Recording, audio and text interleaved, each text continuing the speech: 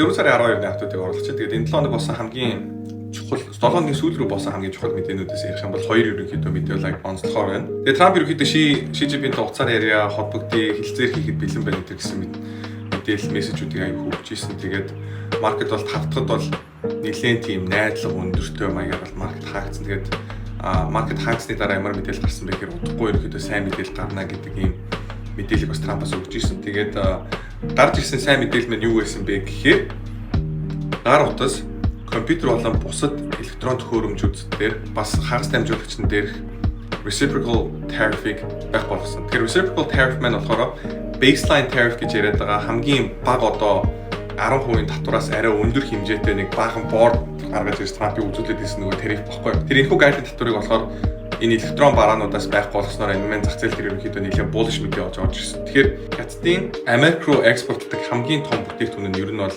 электрон бараа байдаг юм байна.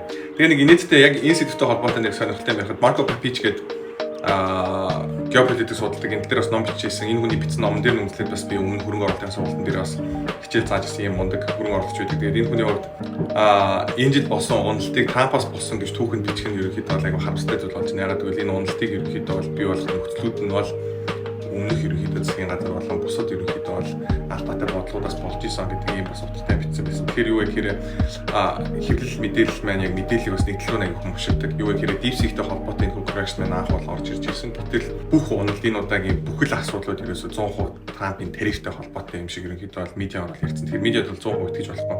Энэхүү мэдээлэл маань гарч ирснээрээ саяны сүүлд reciprocal tariff-тай холбоотой мэдээлэл маань юун дээр болж байгаа гэхээр Apple, Qualcomm, Tesla, Nvidia, AMD, TSM, Micron, HP, Dell гэхчлэн иймэрхүү компаниуд дээр бол bullish мэдээ гэж миний хувьд бол үзэж байна. Тэгээд мэдээж та бүхний хувьд өөрсдөө ч судалдаг өөр компаниуд байсан бол тэдгээр яваас сонирхож болно. Тэгээд Трампын хувьд бол 100% тарифыг байхгүй болгож байгаагаар биш reciprocal tariff-тай холбоотой асуудлаар ерөнхийдөө хойшлуулаад иймэрхүү мэдээлэлүүд гаргаснараа яг үндэ зах зээл дээр 10% татварыг бол илүү bullish мэдээлэл юм шиг болгож чадсанаар энэ дээр айгуу тийм маш мундаг ерөнхийдөө negotiate хийгээ зах зээлийн хүлээлтийг айгуу сайн удирдах чадлаа гэж харагдаж байна. Тэгээд дараагийн том мэдээлэл нь юу байсан бэ гэхээр төв банк шаардлагатай бол хөрөнгөний зах зээлийг тогтворжуулахад бэлэн байна гэдгийг бол мэдээлсэн. Тэгээд энэ маань мөчөртэй болон дээр бид нэр ярьж ирсэн.